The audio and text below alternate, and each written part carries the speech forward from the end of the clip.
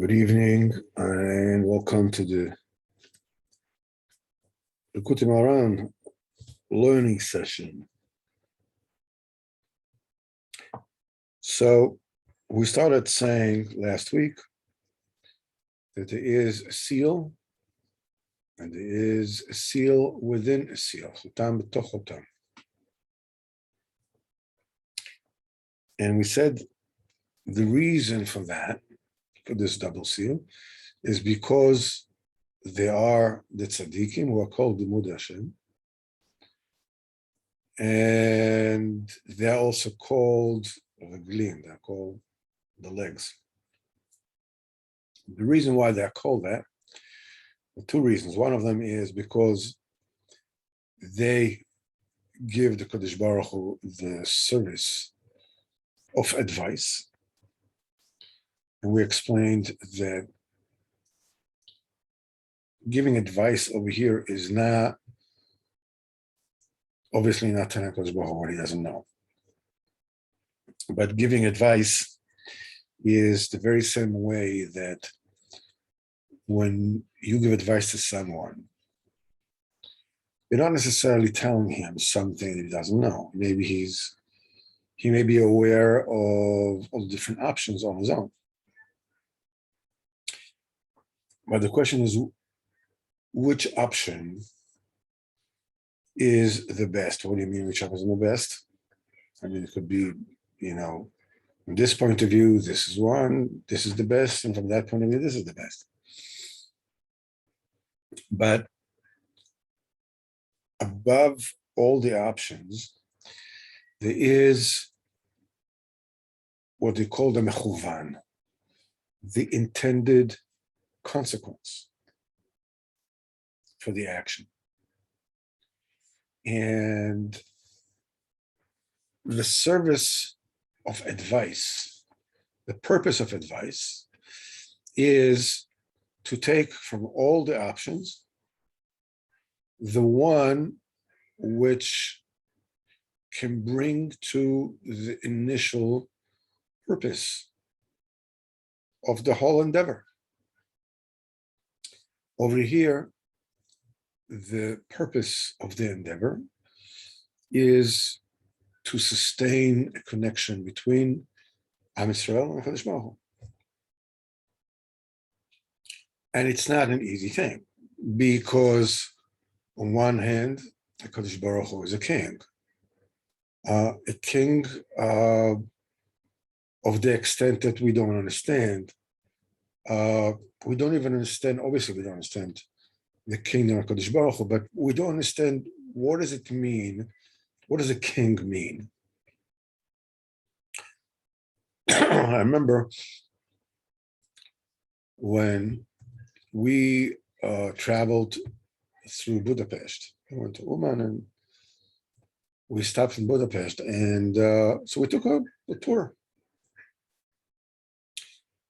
And since there was really nothing to do, we went to a really, I don't know if it's that weird, but once you've been there, it's very weird.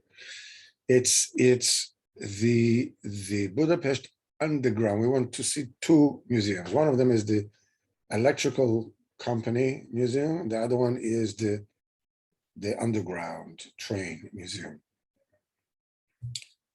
Comes to show you this is what we do in Hungary. Anyhow, the Electrical Company Museum is like beyond boring. Forget about it. I mean, it's like there is boring, then there is the Electrical Company Museum. Then you have the Underground Museum. Underground, it shows you, train cars, how they used to look. There's like real train cars from old days, whatever it is, and the kind of clothes they used to wear, whatever it is, and pictures from various,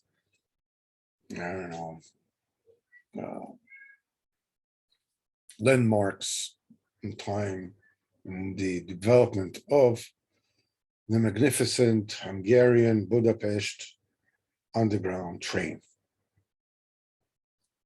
as it were. Anyhow, but one thing, the reason why I'm telling you this is because one of the pictures, I mean, we don't know about that because those days are way over. But there was a time when the Hungary and Austria were united, and they were one had a royal kingdom of the Hohenzollerns, and the other one is the Habsburgs. And I'm not sure which is which. The last Caesar, last Kaiser, his name was Franz Joseph. There was a picture of the main and the underground station in Budapest that the Kaiser Franz Joseph has honored with his presence. And the sign over there says that the Kaiser Franz Joseph, in his amazing, unbelievable kindness, was willing to degrade himself. That's the word they use, degrade himself, and agreed that that station will be named after him. In other words, it was a busha for him, as far as they were concerned. It was degradation. It was that the station will be named after him. There's a story of one specific village, a Jewish village, that they were told that the train of the Kaiser Franz Joseph is going to be passing, right outside their village or town or whatever it was.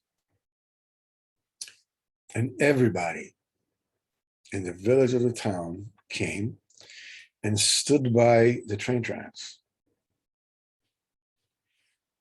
and waited. And at a certain point in time, the train just came and just flew by. In other words, the Kaiser Franz Joseph had no idea that there were people outside, and it didn't matter. Why? Because he's a monarch, because he's a king.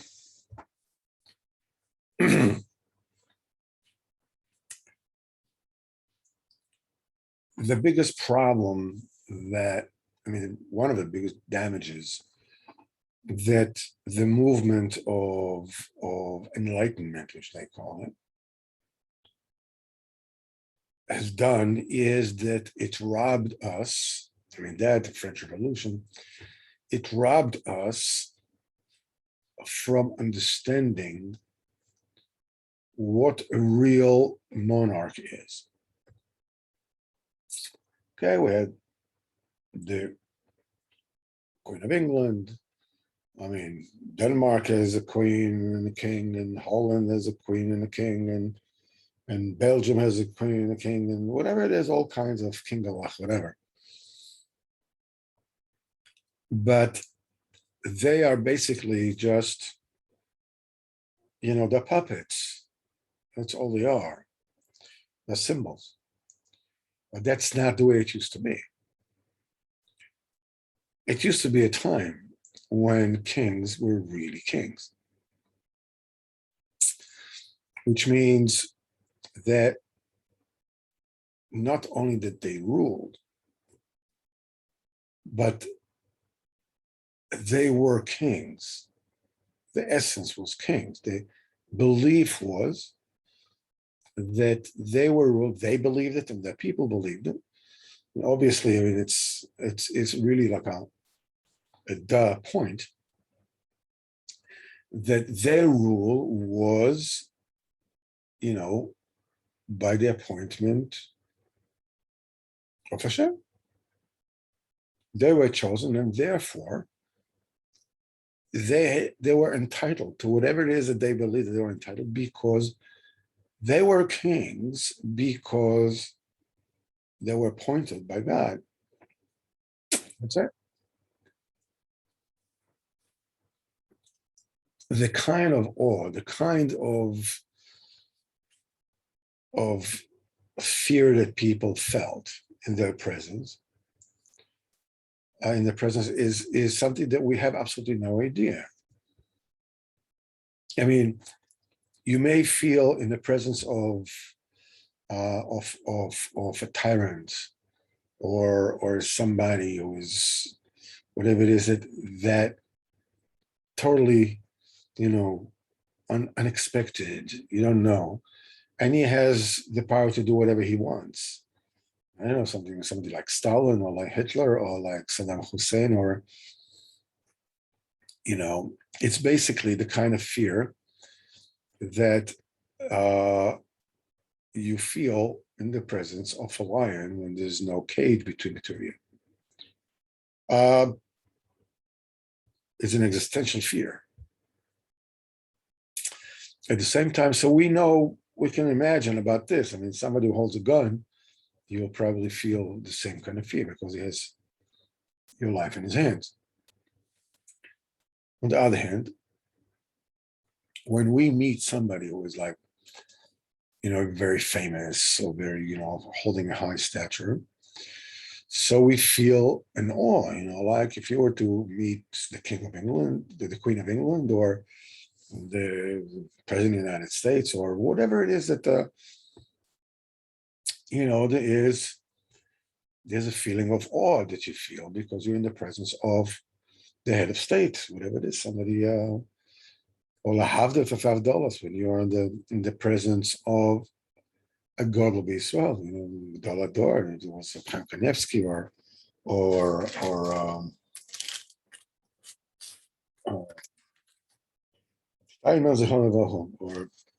anybody like that. When you were in their company, I mean, it really wasn't their covet that you were in awe of. You are in awe of the covet of Kadosh Baruch Hu that resides by them. That's when they say that a person should always strive to see a Gentile monarch, because if you'll be zocher to see the Melech HaMashiach, you'll be able to tell the difference. The main difference is Melech HaMashiach, his covet, the covet of Kadosh Baruch Hu. Their monarchs, believe that they are ruling, on the mandate of God, of Hashem.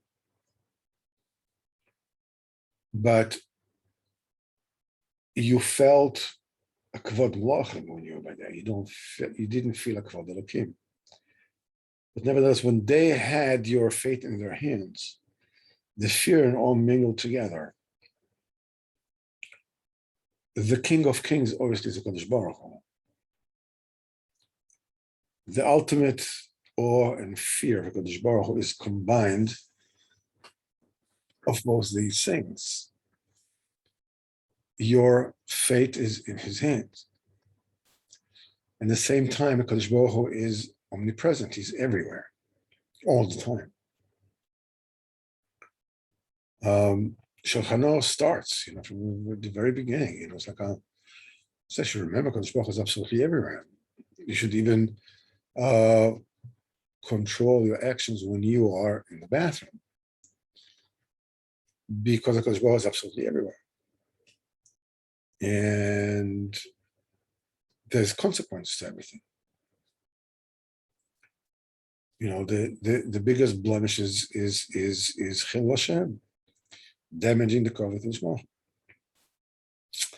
That's one side. On the other side, as we said, Am Yisrael, I mean, we're in this world. We are filled with Yetzer Hara, we're filled with tests and Yisanis and so forth and so on. And because Baruch Hu created it that way. So, being that the danger of damaging the Kodesh Baruch Hu is absolute. On the other hand, being a human being with SR is also absolute. So the tzaddikim are there in order to, sorry, need to be the connecting link, sorry, between the Kodesh Baruch Hu and Am Yisrael that makes this coexistence possible. And we spoke about this at great length, as we'll see here. And we said that Hashem Baruch gozer gzar din ba'olam, and the Kodesh Baruch Hu decrees a judgment in the world. We read this. And the judgment is Torah, din Torah, because it has to be a din Torah. Since they are limudei Hashem, Kodesh Baruch Hu consults with them, and he reveals to them the din Torah that was decreed on the generation. And they're covering. That's the first thing they do is they cover this din Torah. They cloak it, and they seal it. And say chatum, mayan chatum, so that the chitzonim will not, suck off it. And because if they do, it can very easily deteriorate from a din Torah to become a din achazori, a cruel din. This is what it says, chatom Torah b'limudai, seal the Torah, the din Torah b'limudai, but this time the chachomim are called limudei Hashem. And this limud Hashem, when the din Torah is revealed to them, what they do is they go and they admonish the generation. Listen, you really got to fix yourself up in order to bring him back to within the acceptable margins, as it were, and therefore, ameliorate the judgment, and to cancel the judgment, the decree. Even the time when they are actually admonishing on Israel, they're very careful. The judgment, exactly what is at stake here. This is being covered up. So as we said before, so the husks, the klipas, will not suck from this. When they give a musad, it'll be sealed. Because of that, they are b'chinas chosem. They constitute the chosem.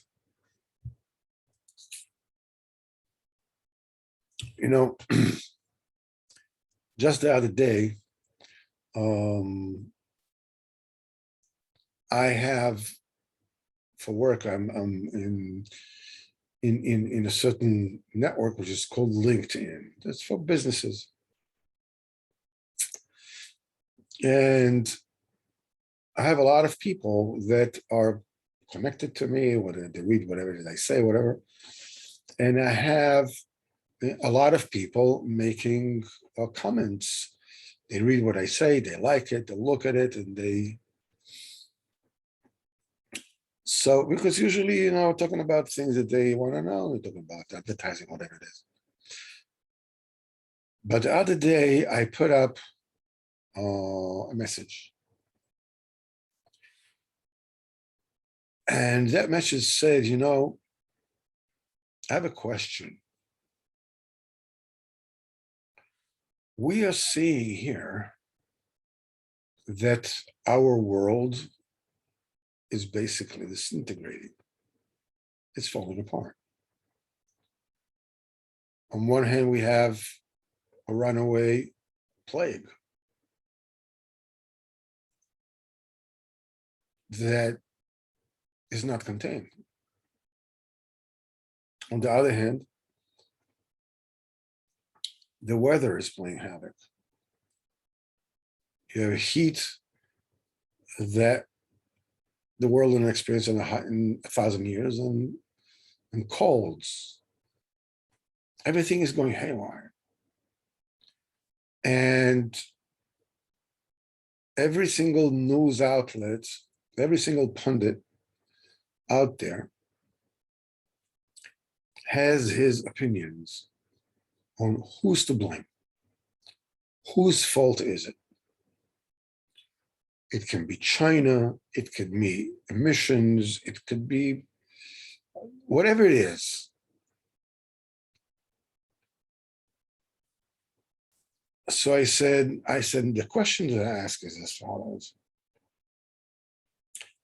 Why don't we just ask Hashem why this is happening?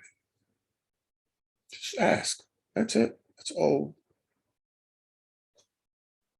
I said, I'm not offering you an answer because my answer obviously is predicated on my beliefs and whatever set of PC opinions I chose to adapt because I think they're cool.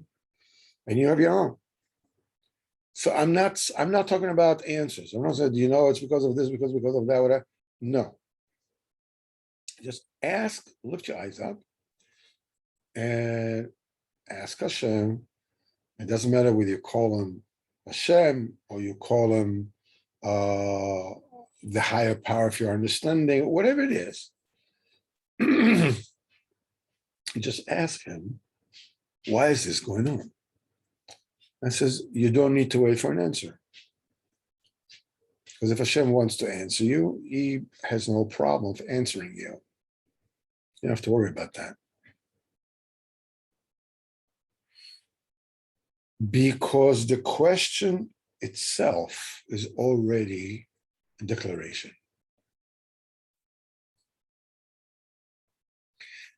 I must have about close to 1,000 followers over there. And they all see whatever it is that I post. And inevitably, there are a lot of people that are either making a like or making a this or making a comment, whatever it is, depends on. And this thing has been out there for I don't know how long, and got one like from a Muslim. And that's it. And a lot of people saw it.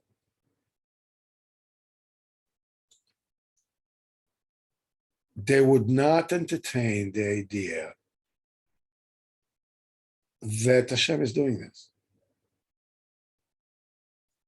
By finding who's at fault and whose fault it is, and I told you so, they're keeping alive this fantasy that kochi v'otzim yadi, it's all in my hands.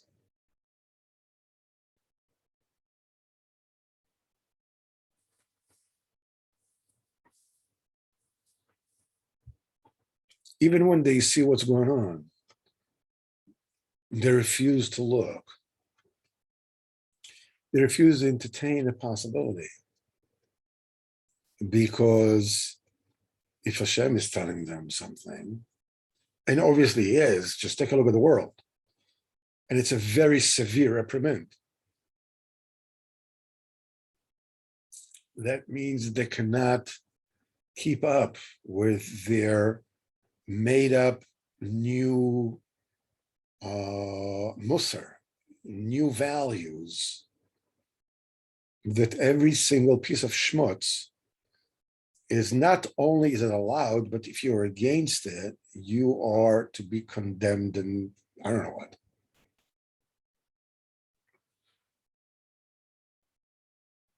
But it's a deacon when they go to Am Yisrael and they have to shake Am Yisrael out of the apathy. And when they do it, even when they do it, they need to hide what is actually at stake here.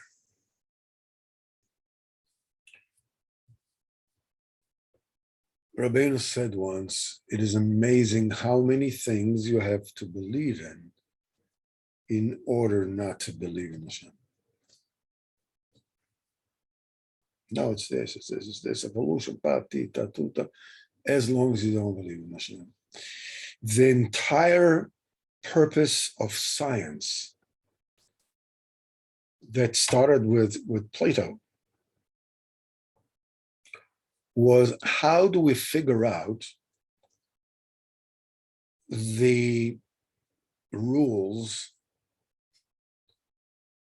upon which the world operates, while taking out from the equation the creator? Because the minute you put HaKadosh Baruch Hu in the equation, all the questions are meaningless. As far as Plato is concerned, it is unfair to put into the equation somebody that can absolutely do anything, even if it's against logic. Okay, so let's take him out of the equation and study the laws of nature. And that's the way they go until today. That's what they mean by when they say Reshaim, don't do tshuva even on the cusp of Gehenna. They see it. They see it with their own eyes. If you don't want to see, you won't see. When it says, Ve'elu limodei Hashem arbim shalom ba'olam. These Talmidei Chachamim, which teach HaKadosh Baruch Hu, learn from HaKadosh Baruch Hu, they make more peace in the world. כמו שכתוב, וכל בנייך לימודי השם, ורם שלום בנייך. And all your children are the students לימודי השם, ורב שלום בנייך, and the peace of your children is great. Chazal said that Talmidei Chachamim, which are לימודי השם, they are the ones who propagate the peace in the world. ורב שלום בנייך. I mean, it says, what's inherent here is limodei Hashem that go to mitigate between the HaKadosh Baruch Hu and Israel, the peace between Israel and the Yeshua Shamayim. Lefanav Yitbarach, and before HaKadosh Baruch Hu, what they do, the technique is as follows. Lefanav Yitbarach, maktenim hadavar u'netzim tov b'adam. They make this, it's just a big deal. And it's Israel, look at them, look at the good side, the Yitzhar, or whatever it is to make. Israel, however, when they come to Am Yisrael, they don't listen. You really fouled, really did a bad thing. And it's like as Matzinos in Moshe, we find Moshe after the sin of the golden calf. שאמר, השם יתברך, הקדוש ברוך הוא עושה, למה החרבך בעמך? Why are you so upset? Oh, he's making it small, so whatever parish you want to give this, למה השם החרבך בעמך? So, in Israel, however, when he came to Israel, אתם חטאתם חטאה גדולה. He made the sin very, very great. So they'll do tshuva.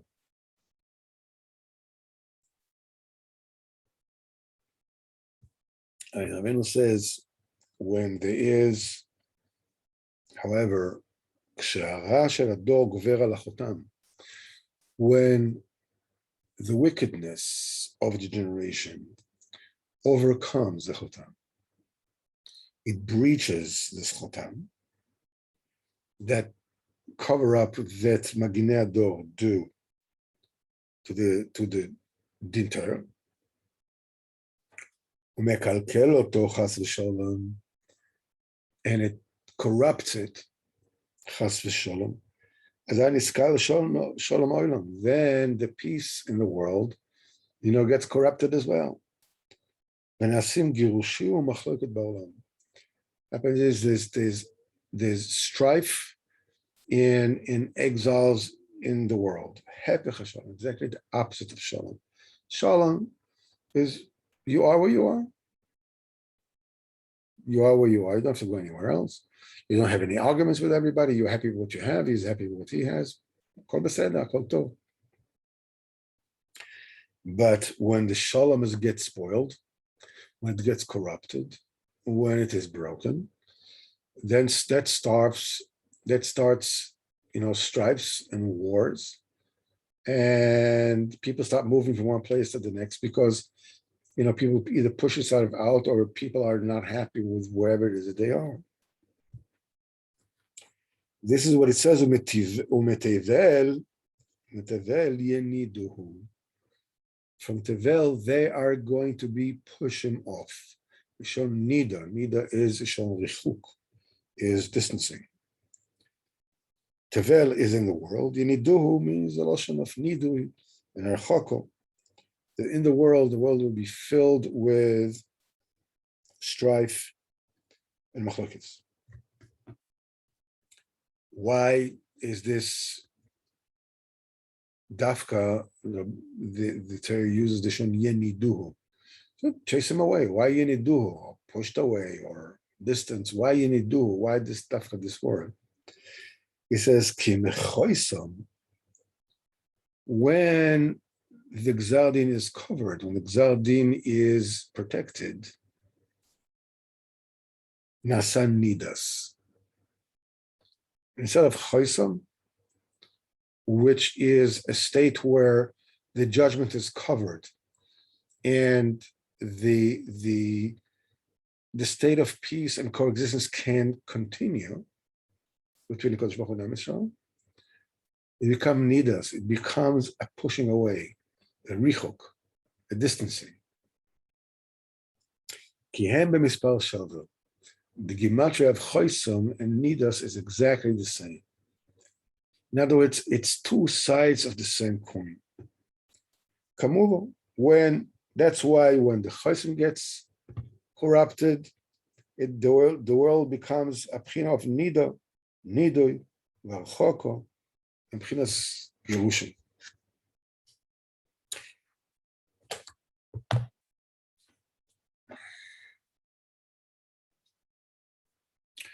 The greatest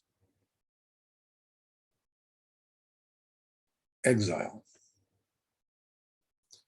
that you can have in this world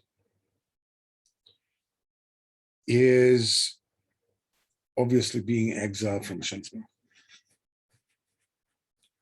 Now, David HaMelech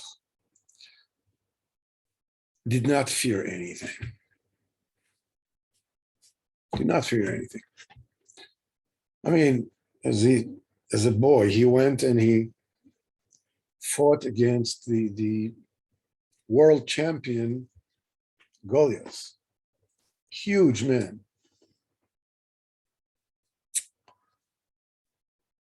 Fortified, weaponized, whatever you want to call it. And David HaMelech went, with a slingshot. And Goliath was wearing a helmet that covered up his face and his nose and whatever.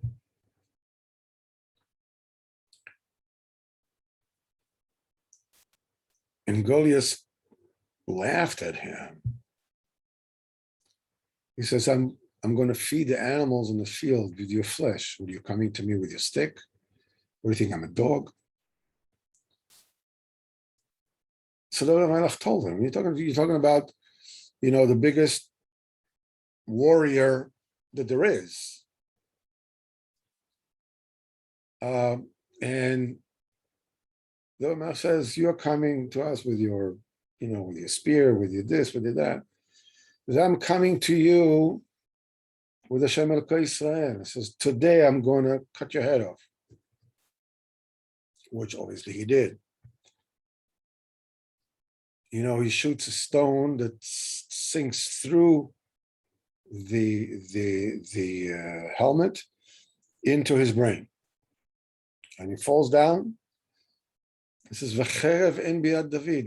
David HaMelech even doesn't have a sword. So he takes Goliath's sword and cuts his head off. David HaMelech is not afraid of anything. Before he goes to fight Goliath, David HaMelech, Shaul HaMelech says, how are you going to fight him? So he says, don't worry about it. I had this, I was shepherding the flock, and a lion and a cub, a big cub, not a baby cub, and a bear with two cubs, big ones. They came onto me. They took one of the sheep. He says, and I killed all of them. And there is a pasuk in the Tanakh that it says, when he tells Shaul HaMelech about what happened, and he says, "Nosel ze min hatzon," and it carried this from the flock. In the creed, the way that we read it, "V'nasa se min hatzon," it took, a lamb from the tzon, but that's not what's written. What's written, "V'nasa ze," this min hatzon. What does it mean? Why is it says v'nasa? It's written v'nasa ze min hatzon. On the other hand, v'nasa se min hatzon. The answer is because when David HaMelech saw that you have a lion and its cub, it wasn't a baby cub, it was a big cub, and a bear with two of its offsprings, 5 of the strongest, wildest animals on earth, coming to take this one sheep, and he took care of them. He killed them both. He understood that HaKadosh Baruch Hu did the miracle for him for a reason. He took that sheep, that lamb, that those animals wanted to take away, and he shechted them, and he made a Suda for the poor people. And from the skin of that lamb, he made himself a jacket. So we'll always remember Baruch Hu did a miracle for him, and the miracle wasn't just a miracle, because Baruch Hu could have made the lion and the bear wouldn't come to him in the first place. The fact that they came and the fact that he was able to kill all of them, which is a superhuman level of courage, of gvura, is a sign. There's a message there. The message is that HaKadosh Baruch Hu told him, listen, I'm with you, don't be afraid of anything. He tells it to Shaul HaMelech, and Shaul HaMelech says, okay, go ahead, you represent Am Yisrael. Now, the loser of the battle between David HaMelech and Goliath means that that nation becomes subordinate to the other. If Goliath kills David HaMelech, then entire Am Yisrael becomes subjugated to the Plishtim, and vice versa, as it actually happened. We find in many places also afterwards that David HaMelech was not afraid of anything. But there's one thing that David HaMelech was afraid of. David HaMelech says, "Istarta panecha, hayiti nivhal." If you hide your face from me, that scares me. That's the only thing that scares me.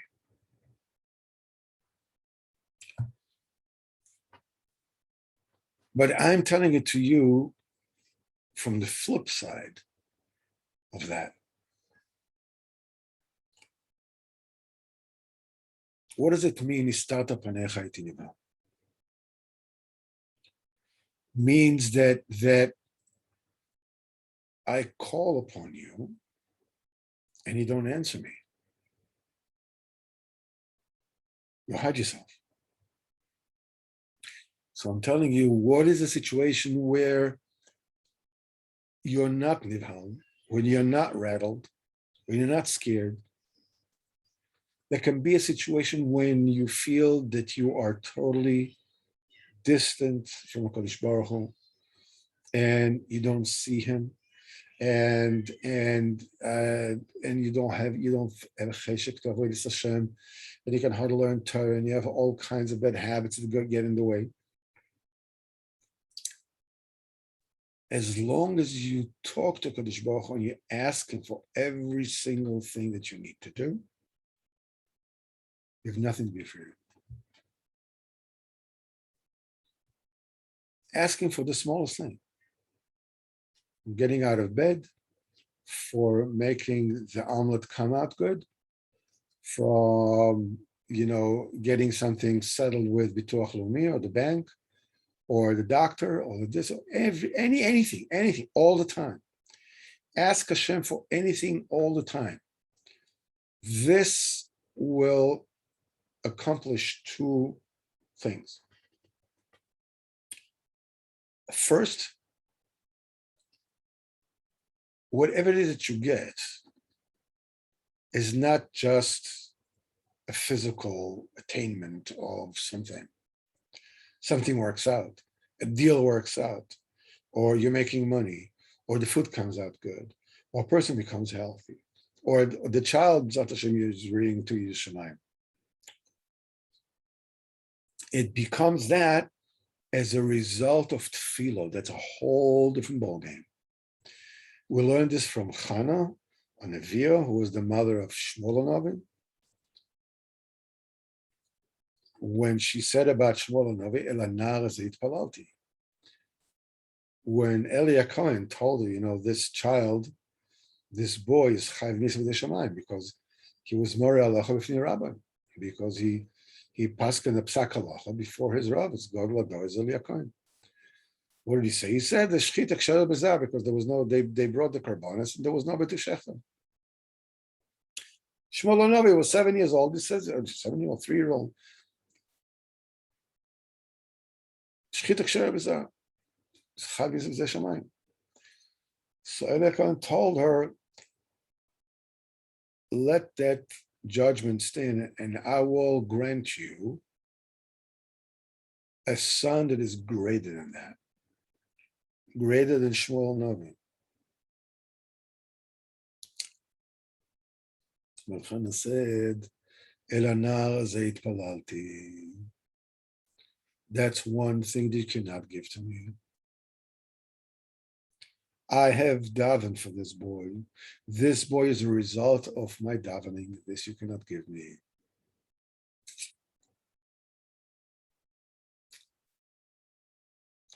That's the first. In other words, whatever it is you ask for, and you will get. Slower, quicker, whatever, but you'll get it. You keep on asking, keep on getting. You'll keep on getting. You do whatever it is that you think you need to do, whatever status you need to do, but you ask for everything. Point number one, everything that you get is going to be a result of tefillah. It means it is not gashmis, it is ruchnius. The second thing that you're accomplishing is no matter what mess you are in, no matter how blind you are spiritually, you go to daven and you cannot concentrate on the words. You learn Torah, you can hardly keep you're sitting on shpilkas. You want to get out of the seat and run away. And whatever it is that you feel that you need to do and you want to do in Avodas Hashem, in chinuch, and whatever it is, you feel that as long as you keep on talking to Kadosh Baruch Hu, and Kadosh Baruch Hu keeps on answering, he will keep on answering. You are not in Hester Ponim. You have nothing to be worried about. As we spoke about in Sichas Haran, there is something in you that is afraid. There's something in you that is craving. As long as you're talking to Kadosh Baruch Hu, there is a separation in your own mind. Acceptance and approval are not one and the same. There's a secret of all human relationships.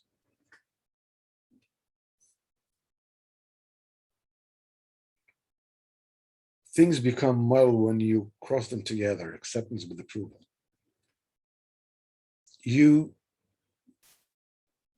When you don't approve of what you do,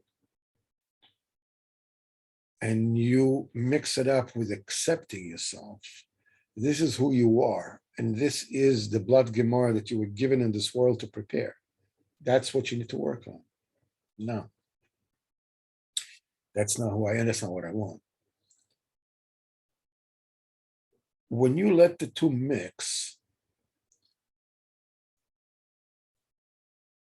you're spilling the bathwater together with the baby. The same thing applies with your children. Same thing applies with your wife, with any relationship. Accepting is of the person. Approval is of what they're doing. It's two separate things. That's what Moshe Rabbeinu told HaKadosh Baruch Hu. Lama yecharei apcha v'amecha. In other words, beseder, so you don't approve of what they're doing, but you still need to accept them. They are amecha shebachartam. It says that you took them out of Mitzrayim. This is your nation. This is who you are. This is they're all chelek Eloka mimah. As long as you keep on asking for HaKadosh Baruch Hu for everything that you need. Wherever you're going somewhere now, you want to accomplish something now. Help me with this and this and this and this to accomplish A, B, C, D, whatever. All the time. That this food will come out good. The conversation with my wife will come out good. That the chinuch of the children today will come out good. That this one should be healthy, and so on and so on. All the time, keep on talking to HaKadosh Baruch Hu. Then you will have nothing to fear. You won't be afraid. Yishuv Hadas, and it'll be pushed away. As long as you keep your contact with the HaKadosh Baruch Hu. But Hashem, this is the second seal. There's a seal, so there's a seal and a seal within a seal. The second chesem is that particular one. That's Hashem. We'll talk about it. Hopefully next week, if I'm still here, I don't know, or whatever, Zat Hashem will learn. So I want to thank anybody that came, and Bezat Hashem, I wish you a good Shabbos. And in Mitzvah Hashem, Moshe Shabbos, we'll say Sipur B'Hashem Tov, we'll see Chasaran, and we'll have us a good time, Bezat Hashem.